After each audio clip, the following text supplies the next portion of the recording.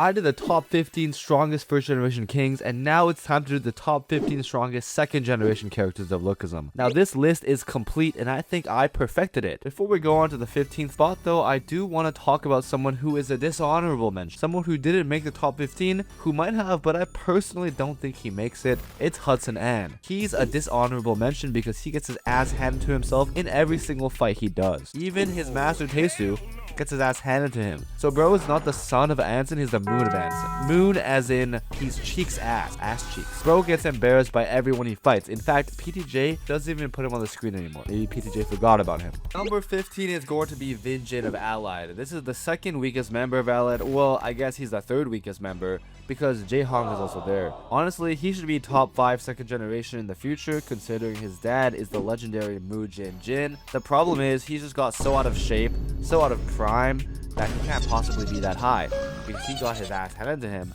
by Taejin. Come on bro, how strong can Taejin really be? So anyway, Vinjin is kind of ass right now, so he needs his comeback. He also pretty much has stayed the same strength as middle school, so you can't really put a middle school strength level person in the top 15. I mean, he made it to the top 15. That just goes to show how strong his genes are, right? Number 14 has to be Ryuhei. He's a close rival to Sinu.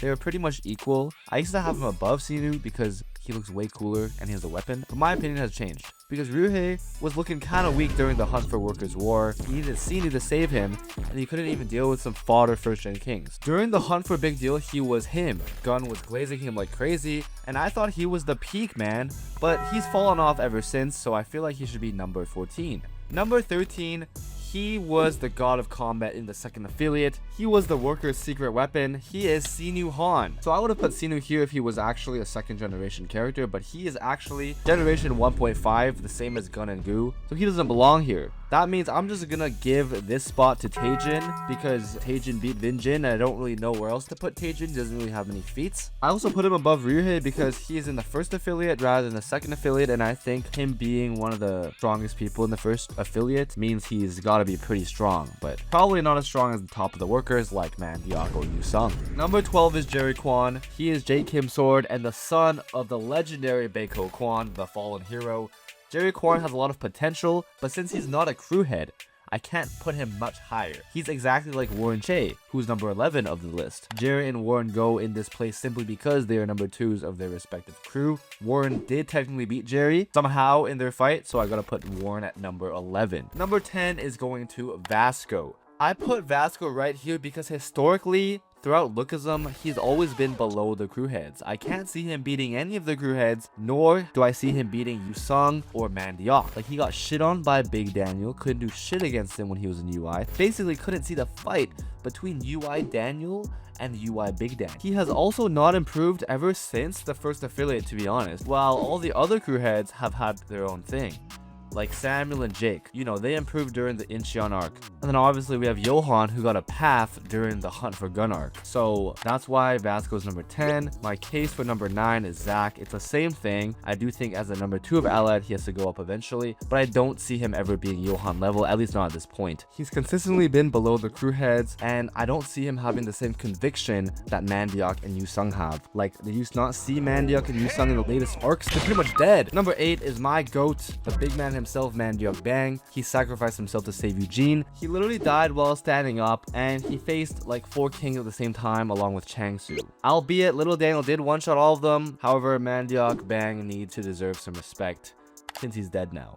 I'm sure he'll be only going down from now on because he's dead. Zach and Vasco are probably gonna surpass him soon. In his last stand, I feel like he could probably beat Zach and Vasco just considering how good of a fight he put against the 4 kings. There's no way you can say that Zach and Vasco can beat 4 kings. I mean, Mandiak didn't either, but I think they get shit on way harder. Number 7 is Yu Sung, who I genuinely feel like could be a lot higher, and he's definitely a lot stronger than Mandiak is. I don't really know what his upper limits are. I feel like Yu Sung is that character who can just get stronger out of nowhere, and I'll be like, okay, Yeah, that makes sense. He has some autism strength. You know, technically it doesn't really make sense why he's so strong, but for some reason I just think Yusong is that character who has limitless strength and limitless potential, right? Able to go against 10-second UI Johan, right? Beat base Johan pretty much, and I think every fight he does, he just like styles on them. Even during Gun, like the Hunt for Gun arc, he was styling on Gun, bro. He was the one who was able to get Gun in a position where Mandia could break his bone. So Yusong is fast, he's quick, he cries, you better run. Number 6, crazily, I have Eli Jang here. The only one of the crew heads who hasn't really evolved ever since the Hunt for Gun arc. Luckily, he's just been living a peaceful life at the fruit stands of Hostel. Still, I have him above everyone else, simply because he's a crew head. He literally cut through Gun with his claws in the Hunt for Gun arc, and he was one of the last people to fight Gun. So narratively, that means he's above everyone else in the Hunt for Gun arc. Not only that, but he's a freaking crew head of Hostel, and he's Eli Jang. Come on, he's the guy who Gun liked the most out of all his proteges. That means Eli has the most potential, right? Definitely not as much potential as Johan, the broken genius, or Jake, the Gapryung gene, but he's just a complete character and a complete crew head who's not really lacking. So that's why he's number 6. He's been living a peaceful life. Top 5. Okay, here we go. Number 5, I have Samuel. The reason why I have Samuel above Eli is because he's more active, and he had that hormone control in the Incheon arc. He really pulled through. Bro literally maximized his steroids, and he cooked the Dark Society with it. I'm not gonna lie, so did Jake, but to be fair, Samuel's been going through it recently. He goes through a lot of fights, way more than Eli, more relevant in the story, especially being on Goo's team. He's just stronger than Eli right now, in my opinion. If Eli and Samuel had a fight, I'll put my money on Samuel because he got that steroid buff, and he was pretty much dog walking the number 3 Ryu of the Dark Crocodile Society. So Samuel should be close to Jake level. They're always portrayed as rivals, so I have Samuel here. Right above Samuel, number 4, I have Jake Kim. Jake Kim be giving the main character energy recently, man. He has the Gapryung genes, but why is he still number 4? Because the people above him are just too OP. This man is so strong, he conviction punches everyone. He got the Gap genes. Like, look at his brother, Gite, man. Look at his father, Gapryung. He basically will become, I think he's gonna surpass Johan soon by the end of the series, because Johan's just gonna like eventually teeter down. And I think by the end of the series, he's gonna be stronger than Johan and likely similar strength to Daniel Park. In the first affiliate, conviction punched Daniel Park so hard, he made him go out of PTSD. He got one of the best shots off on Gun in the Hunt for Gun arc, and he beat the number 2 of the Dark Crocodile Society. And he's gotten so strong in every fight he does. His punch power is so incredibly high that anyone who takes it would be in some big trouble. It's a big deal, get it? And genes wise, bro is top of the verse, so you gotta put him here. Number 3, it should be obvious, it's Johan Seong. He's the legend, he's the peak of the second generation. He's only number 3 because we know who the first 2 are. If not for the main character, bro, Johan would be the main character in terms of potential, talent, and everything. He's even stronger than Jake, who has Gapryung genes in him, which is crazy to say. Johan, this nobody, is stronger than Jake Kim, but I guess Johan has always been that guy. Questism, he's especially that guy. What can I say?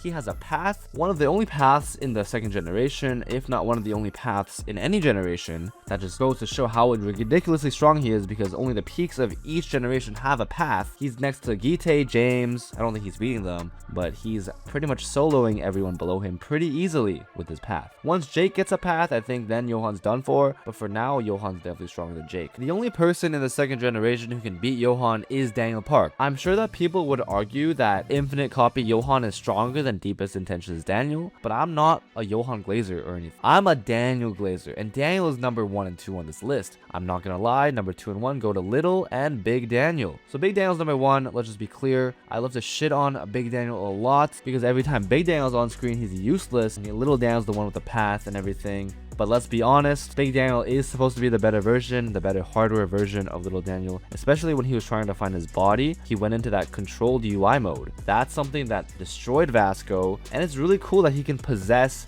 UI while still remaining semi-conscious. I feel like with that, his body is just so damn strong that no one can really get through it. And we all know how strong Daniel Park is. Little Daniel is so strong that he overpowered Patreon Joe, who we know is up there in terms of pre-generation legends. He got glazed by Patreon. He gets glazed by everyone. He one-shot a bunch of first-generation kings, and he was giving Gite a lot of trouble. He's the only character confirmed to be pre-generation legend level. The other ones in the second generation have never gone against someone like Patreon Joe or Gite, or even pushed anyone like on that pre-generation level, you know. Daniel has that feat just going against strong opponents, you know, so him with his path technically hasn't won a fight because he just gets tired out, but his path is so strong that they can one-shot any weaker character. It just sucks that he went against Gite, I guess. Daniel Park is probably top 5 in the verse right now, below James, Gite, Gongu. I think that's about it, right? That's why he's the strongest in the second generation. Daniel is really carrying this list right now. So yeah, that was my list. How did you like it? Did you agree with it or not? I'm pretty sure most of you should agree because it's pretty obvious what the top 15 should be. Thank you for watching, and I will do a full list with everyone involved later down the line. If you would want that, comment down below, and I'll see you in the next video. Peace.